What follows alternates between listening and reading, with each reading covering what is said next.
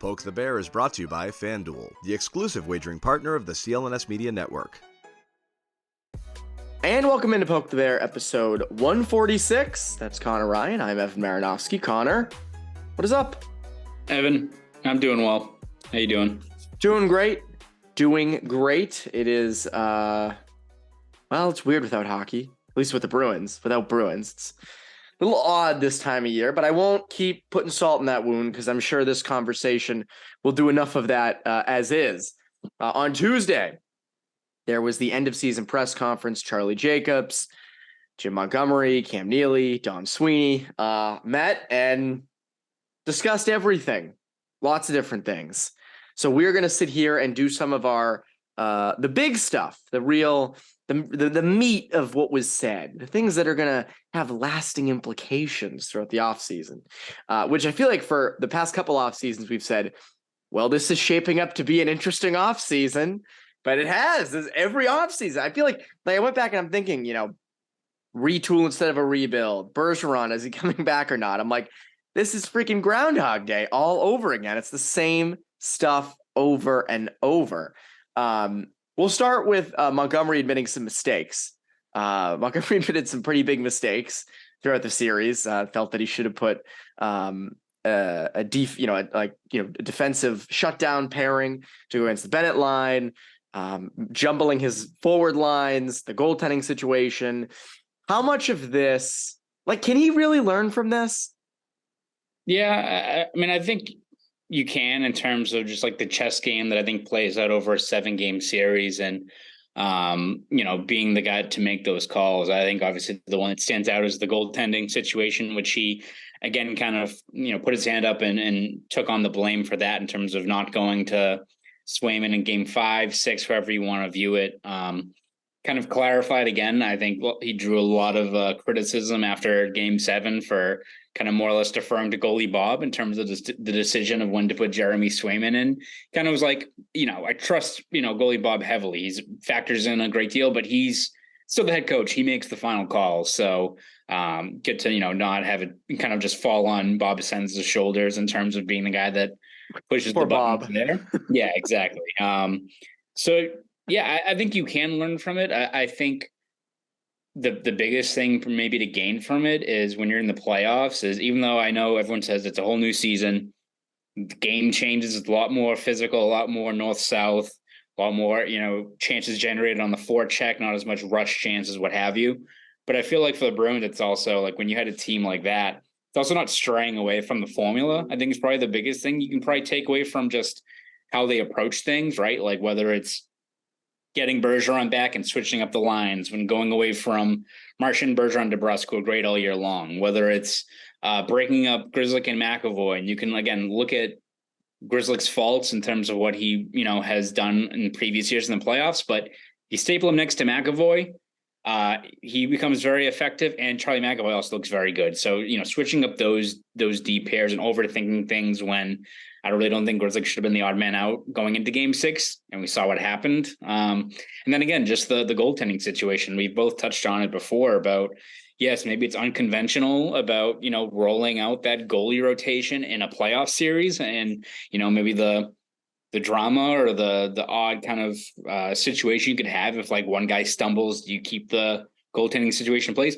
You figure that out, I think, as you go along. You don't do away with it and just stick with Ullmark until shit hits the fan, right? The wheels fall off. Yeah, then you're in a whole different situation, a lot more dire situation. I think if you're a coach, dealing with these two goaltenders who 2 seasons now have both, had a great chemistry, great camaraderie together, you figure out those situations as they go on in terms of maybe who gets an extra start here and there. You don't have it be the other situation around where all of a sudden you have to roll in Swayman for a do or die game 7 with all the pressure now on your shoulders and on the shoulders of your 24-year-old goaltender. So I think that's probably the biggest thing. There's obviously a whole bunch of X's and O's, different things that, Montgomery mentioned that he could do differently, but I think it's not, overthinking, not panicking, not doing away from the formula that got you there. Because again, this team wasn't a fluke that they won 65 games. You can maybe call them a paper tiger in terms of them folding when you get to the playoffs, but this wasn't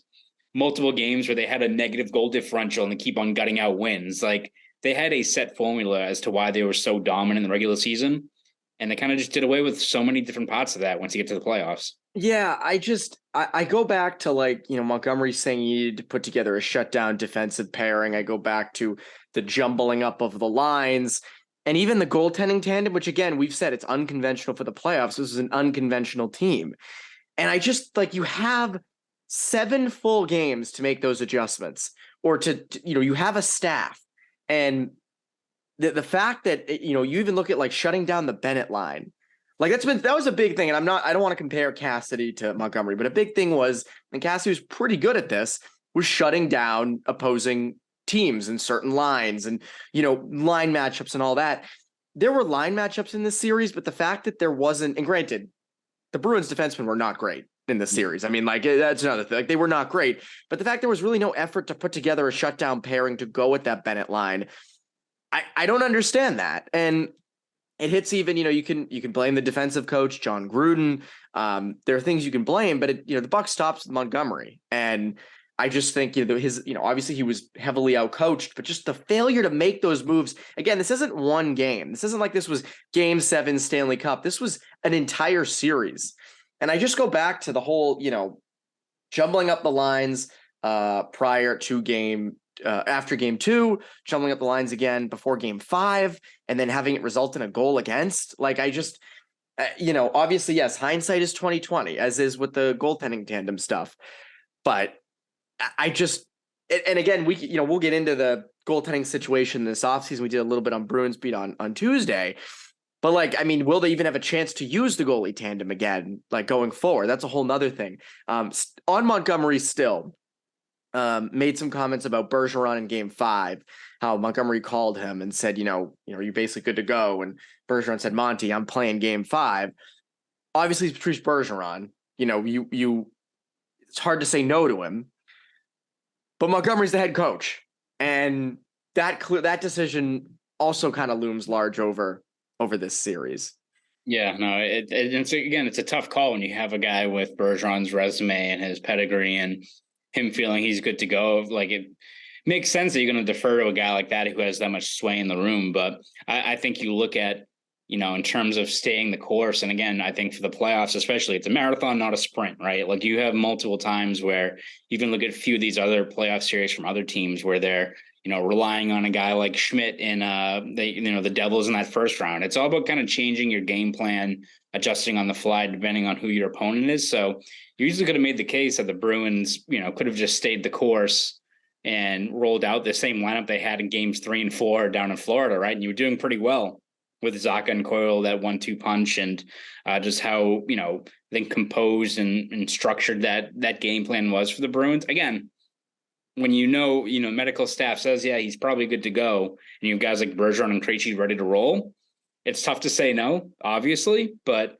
I think that is something that does loom large in terms of, making the right call there, because again, Bergeron's a great player. He had a great season for a guy his age. He's probably going to win the Selke, but Philly was not right in that series. Now, would another couple of days of rest going into round 2 against Toronto change anything? Remains to be seen, but again, it's one of those shoulda, coulda, woulda situations, but to not, maybe stay the course with what, probably your 2 best games the entire series were games 3 and 4 without those guys in the lineup.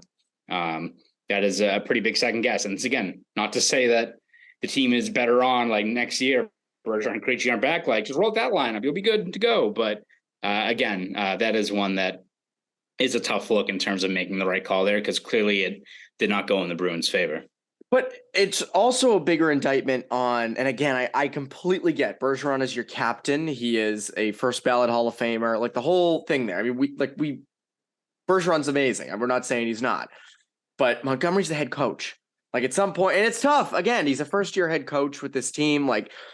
It's hard to tell Bergeron, nah, sorry, bud, not playing in game 5. I know you're good to go. But at the same time, throughout the whole season, it's almost felt like there are times that, I know Montgomery's a player's coach and he has that soft touch, but at some point you do, as the head coach, you do have to kind of step up and say, I don't feel this is the best for the team. Now, again, there was no indication from Montgomery that he thought that, but in hindsight, again, Bergeron did not look himself in games 5, 6, and 7. So again, I mean, is it, should he have said no to Bergeron? It's hard to say no to Bergeron on that stuff, but you're also the head coach. And that matters in that situation. And I think a lesson for Montgomery in this thing is, he was a player's coach all season, but I think the pendulum swings. With Cassidy, it was, non-players coach. Montgomery, very players coach. You have to find that middle ground, it feels like, with Montgomery, between Montgomery and Cassidy. In Montgomery, I'm not saying they need to find a new coach. I'm just saying with Montgomery, obviously.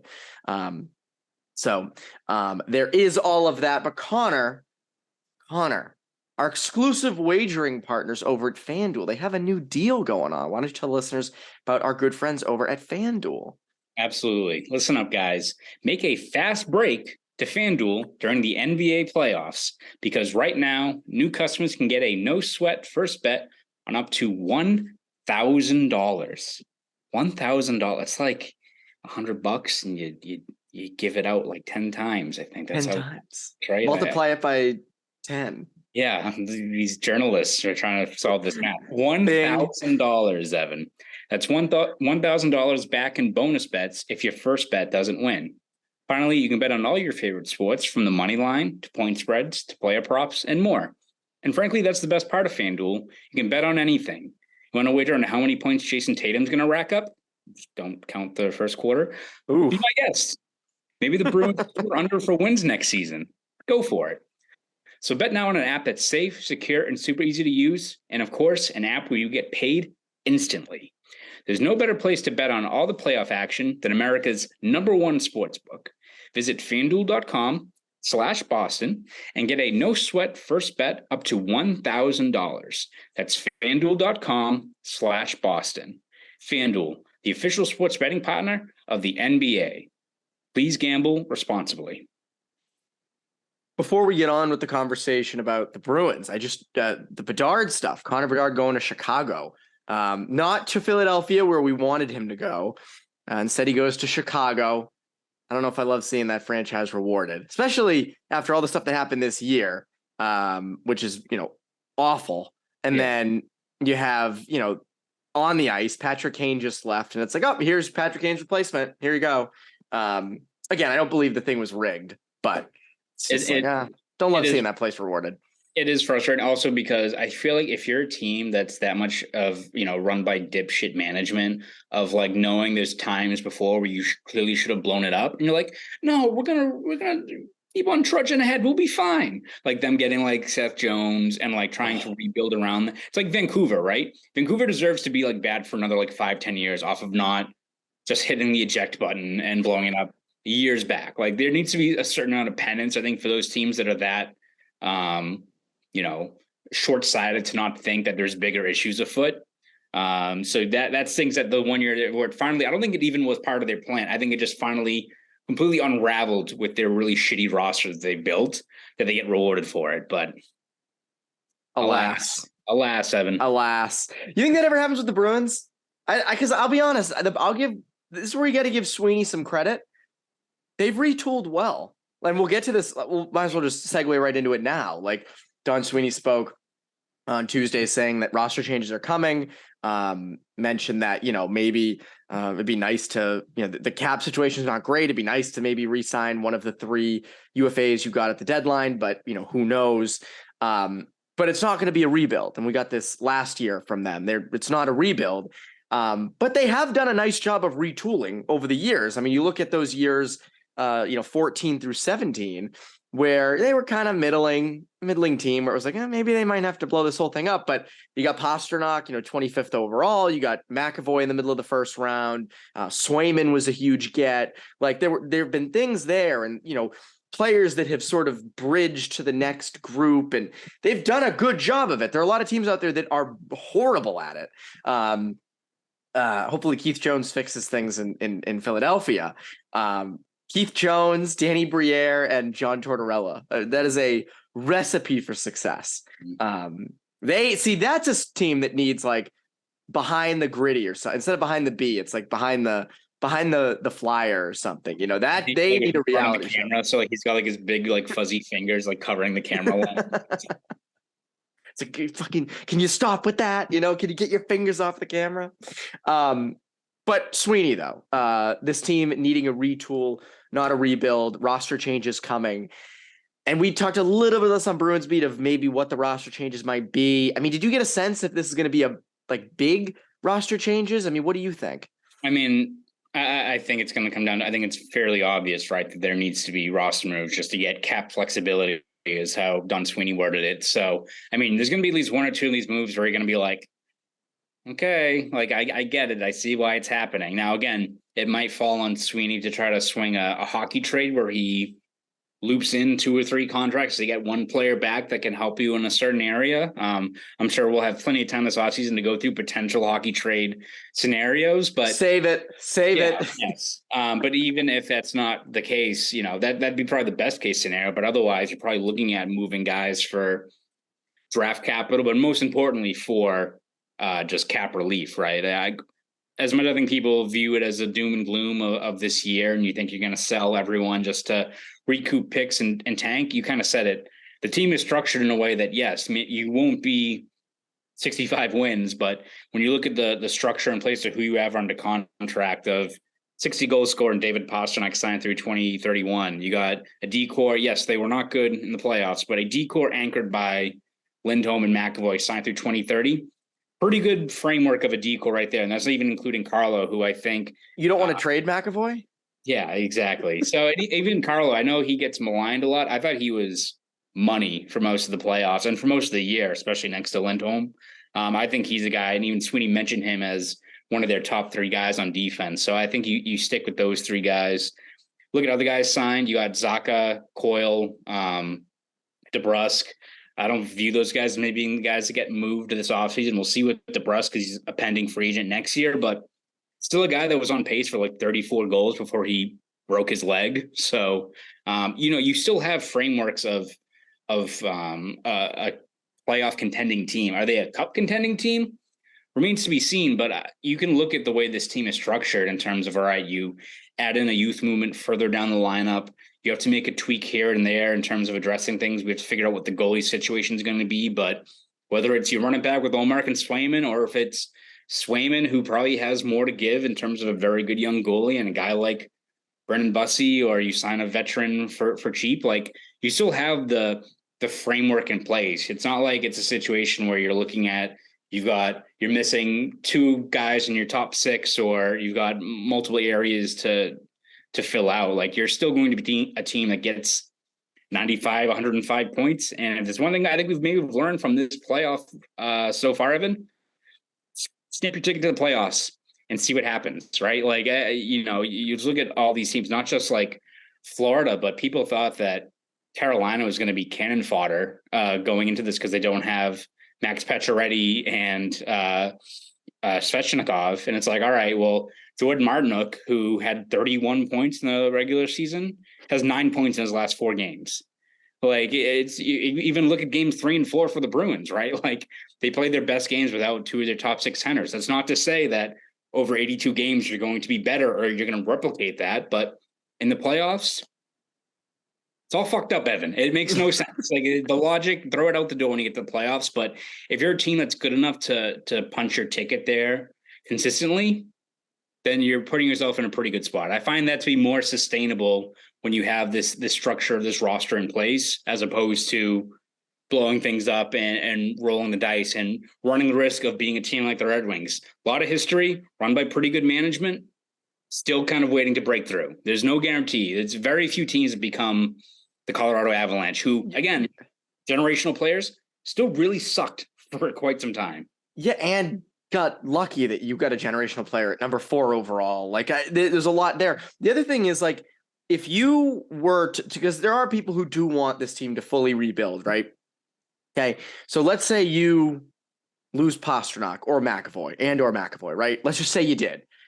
You would be hoping to draft the next version of David Pastrnak and Charlie McAvoy. Like, you have those guys here. You have the young goalie and Jeremy Swayman. Like, you have the backbone. You now need to add the things onto it to make it a complete team.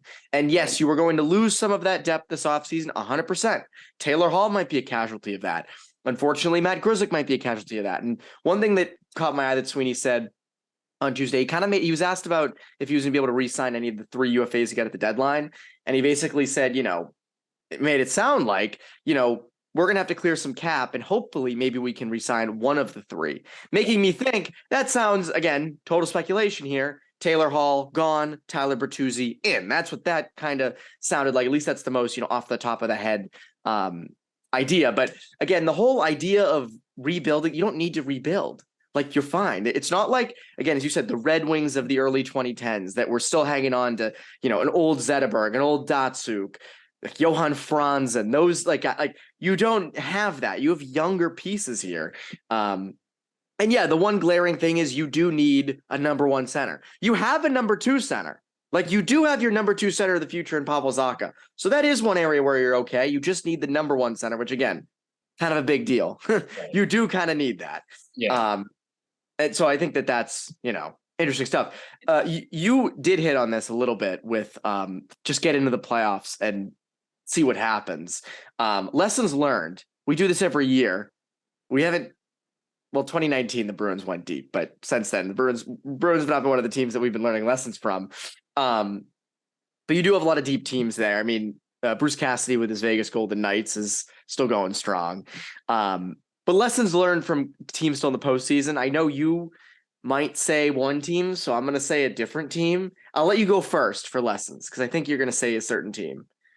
We'll see. I mean, I'm going to look at Carolina actually as being okay. I thought you were going to say Dallas, but that's the team that I think blueprint wise, like, it still makes the most sense in terms of probably the best way to sketch out how you want to carry through. And it's probably how the Bruins are probably looking at too, of injecting young players, great goaltending, a few veteran guys that put you over the top that can deliver. Like Dovelski, be great if he wins a cup because that dude is a animal. Gamer. Yeah. Gamer. But I look at Carolina still being one that I think you look at. For them, it's not necessarily the players in place, but the style of play as to why they're still very effective. And you look at it, it's the same kind of reason why I think the Panthers are such a pain in the ass. It's forechecking intensity, a little bit of speed. And, again, it's as much as I think we'll, again, probably see the narrative mentioned if, like, let's say Florida beats Toronto and goes deep, gets to the cup, who the hell knows? Let's say. Yeah. You'll probably look at guys like Radko Gudas and like Mark Stahl and these guys, but like, maybe we need those guys. I still don't think you do. I still don't think you need Radko Gudas is at his best when he's sitting on players in the D zone. Like, you don't need that, but killing Austin Matthews in the corner. Yes. I think, having guys like Carolina has throughout their forward core, just how, effective they are at skating, at forcing turnovers, at creating havoc on the forecheck. You saw the same thing with, if you ask one thing in terms of X's and O's as to why Florida was such a pain in the ass for the Bruins, it was forechecking. I think having, guys across your lineup that can impact a game in that way. And it's why I think you look at even like Tampa during their stretch. Yes, they had a really pretty physical decor, but you look at where they were making a lot of their impact up front. It's like you need guys like Goudreau and Blake Coleman. And so it's not like you don't need Nick Ritchies anymore. You need these guys that are 5'11" to 6'1", but weigh 195, 205 and can throw their weight around. And those are the guys that I think make the biggest difference. So it's not to say that, it all comes down to just simplifying and what have you in terms of playoffs. But I think having a team that has that DNA or that identity is what seems to be the recurring thing. Even look at like the Kraken. Are they the most stacked team star-wise? But like when they're rolling in the offensive zone, they're firing shots from everywhere. They're causing turnovers. They're winning pucks behind the net. Like, they're not doing anything that's out of the norm in terms of how you're generating offense, but it's working, right? Everyone's kind of pulling on the rope in that regard. It's the high compete. I agree with you. I think that's in even St. Louis back in 2019, like those teams won cups off that stuff. I'll stick with Florida. And I'll go away from style. The Tkachuk trade. That was a trade that was made, obviously, last offseason. I think everyone was kind of like, Matthew Tkachuk's a little bit of an upgrade over Huberdeau, but you lost a lot with Mackenzie Weegar, and it showed throughout the regular season. They were not as good of a team. Tkachuk put up a great year. It was terrific. But again, defensively, you just lost a lot. And it's like, well, you upgraded, but did you upgrade your whole team? And it was kind of a risky deal. I mean, again, they knew Tkachuk wanted to be there. It kind of fell into their lap with Tkachuk kind of being like, I don't really want to be in Calgary anymore. But a hockey trade, don't be afraid to shake things up. Now, don't just do it to do it. Don't trade Pastrnak just because. I'm not saying to do that. And he's not even a guy I'm looking at. It's more a guy like Ullmark or even a Taylor Hall, right? Like, make a move that could potentially help you in the playoffs. Again, easier said than done, but don't be afraid to kind of take that leap. And again, like, it was a smaller scale hockey trade, but Haula for Zacha, like, that's a good example of that one worked out. On a bigger scale, is it Ullmark for a top 6 center? Is it Ullmark for a first round pick? Is it, Taylor Hall for, you're gonna have to dump salary, but so again, like, it's trying to find a hockey trade. Don't be afraid to find a hockey trade that helps you in the playoffs, because this is indisputable. Matthew Tkachuk is a better playoff performer than Jonathan Huberdeau is. And he's been more impactful in series than Huberdeau has. And Huberdeau's an outstanding player. But Tkachuk's play style is that of a wrecking ball and annoying, and he can freaking produce. And if you could find a guy, an upgrade in the lineup over someone good, maybe it is Tyler Bertuzzi on the cap instead of Taylor Hall. Maybe it's something like that. But don't be afraid to make that kind of move. And we'll get into potential moves, like true trades, later in the offseason and how you can make that work with the cap. But, and again, Florida was cap constrained the whole season. Florida would have nights where they didn't even have a full lineup. So again, that's really the only lesson, I think, for your lineup. Again, this is why I don't put this on the front office at all. Like, they put the best team together. Cam Neely even said there were players in exit interviews who said, who were, very upset because they realized how big of an opportunity they blew. And, that's that. So it's, again, the playoffs are a crapshoot. All you can do is put yourself in the best position to succeed. And the Bruins did, and it didn't even get them past the first round. So crazy stuff, Connor. Connor, what can people look forward to from you over at Boston.com and the Globe? Yeah, we're going to have you covered throughout this offseason. We're even through these, I think, probably quiet next couple of weeks. We're not going to see a lot of probably set developments. We'll still look at roster upheaval, next steps, guys who are going to return, guys who won't. Again, we'll have you covered every step of the way over there at Boston.com. So please follow us over there. And if you want to follow me on Twitter, you can at Conor Ryan _93. Go do all that. That's Conor Ryan. I'm Evan Marinofsky. Poke the Bear listeners, have a great rest of your week.